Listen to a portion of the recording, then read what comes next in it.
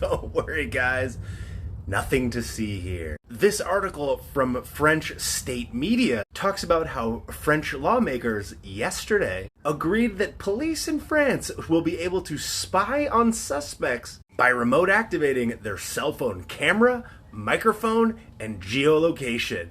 But don't worry, guys, it's only for people that are suspected of crimes. Crimes that are punishable with up to 5 years behind bars. Until they quietly change it to 4 years, and then 3 years, and then 2 years, and then 1, and then it doesn't matter. Also, I love that word, suspected, which means you could pretty much do it for anyone. Oh, they're suspected of a crime. I made a video last week talking about the riots that have been going on in France and how this is exactly what the elites want to usher in more power and control, specifically technological control. But this is exactly how they do it. They say, yes, we're doing this, but it's not as bad as you think. Here in this article from, again, French state media, it talks about how this will only affect dozens of cases per year. Okay, but look here.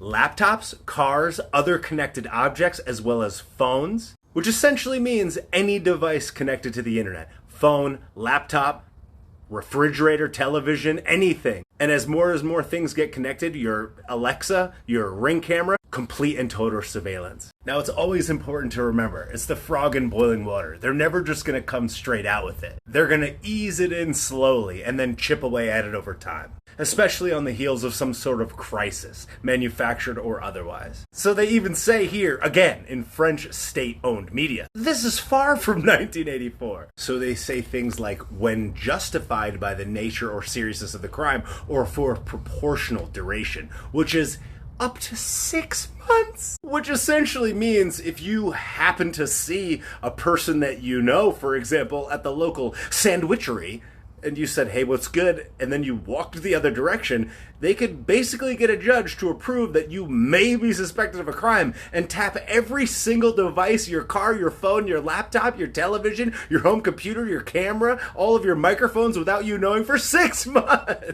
Suspected. Now, I will say, again, yes, this is just passing through their parliament. I'm sure it's not necessarily a law yet. I don't know the exact details of it. And it's part of a far more oversweeping crime or justice bill or whatever, which I'm sure creates less justice. And they're certainly selling you on the idea that it's not that big of a deal. It won't affect that many people. But obviously they know how to play the game. Because look, they're not going to come after doctors, journalists, lawyers, judges, and MPs. You know, they wouldn't be able to look at their own. Which I'm not endorsing, but you get it. But this is always how they sell it. Remember, first of all, the state media, again, we're far away from the totalitarianism of 1984. Yeah, we might be far away, but this is certainly going towards it, DuPont. But here's the rub. Here's how they sell it to everybody.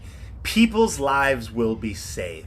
This is the sales pitch for all totalitarian control and any measure that steals your freedom. That it will save lives. It's like, yeah, but how many will it cost? And at what cost are you supposedly saving those lives? How do you even quantify that? That's like saying if we take away cars, we'll stop car accidents. Like, yes, it will save lives from specifically car accidents. But what other lives will be lost of a person unable to get to the emergency room quick enough because there's no cars, etc.? It's just a blanket term used to emotionally manipulate people that don't have deductive reasoning. There's that famous quote by Benjamin Franklin, which is those who would give up essential liberty to purchase a little temporary safety deserved neither. This, like all other totalitarian measures that involve you sacrificing more of your freedom under the guise of protecting people, is just being sold to you, literally, by the government of France. They don't even hide it. Like, how could you possibly trust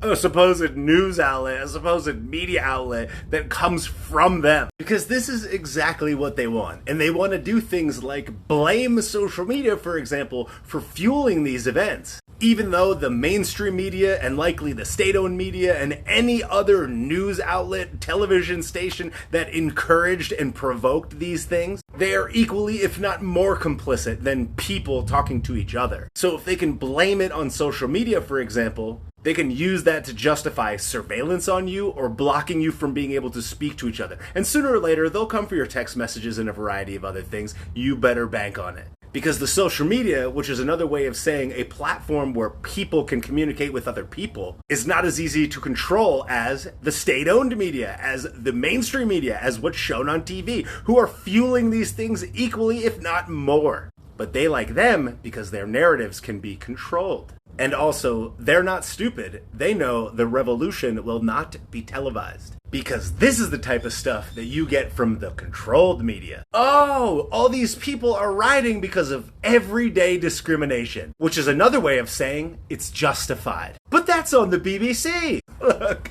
all the buzzwords. They justify and encourage this type of behavior by blaming it on something it's not. Because if the person that is in a supposedly protected class does anything wrong, you can easily blame it on that. But what's sad about all this is it's easy to say, look what's happening in France, but the same thing is already happening here, pretty much. You can see right here in this article from the ACLU, which is not always great, but is pointing out some facts here about mass warrantless surveillance, including all of these things listed above, is already there. And you can see right here what the potential targets are. And we know that if you disagree with the types of things that are being pushed through your local school board, it makes you one of those, apparently. Also, you better watch out if you're white, because remember, you're one of the greatest domestic threats, apparently, according to the Leaky Depends meat bag that's the supposedly Joseph Robinette Garvin. Now, a great American hero that pointed this out many years ago, much to his own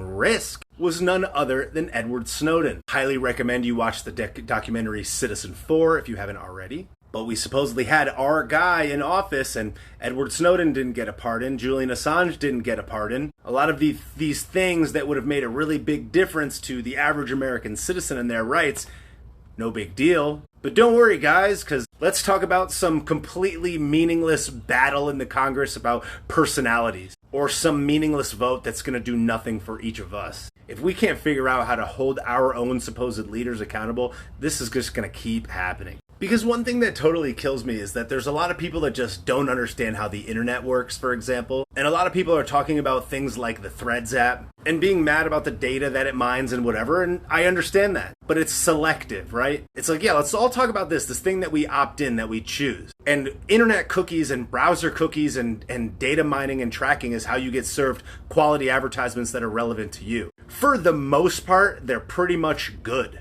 It's like, if there is nothing, if you're not paying for anything, you are the product, right? So that's how they're getting money. They're using your information to target your avatar. It's not you. It's not Bobby Sausalito does this on these apps. It's user XYZ12345 does these things. This type of advertisement is likely to work with them. This is a common practice for any application, any internet browser. But everybody's mad at it, blaming an application that you choose and opt into. And I'm not saying that's wrong, but it's like we should try to stay focused on the big picture stuff like this. This is far more significant than that. You can't opt out of this. No one can. But it's like we are so distracted by the shiny object. We can't stay focused on holding our own leaders, our own lawmakers accountable for these things that are already in place, that are far worse than whatever is the new thing of the day. We have a supposed team that's in there fighting for us, supposedly, that doesn't address any of these things that really matter.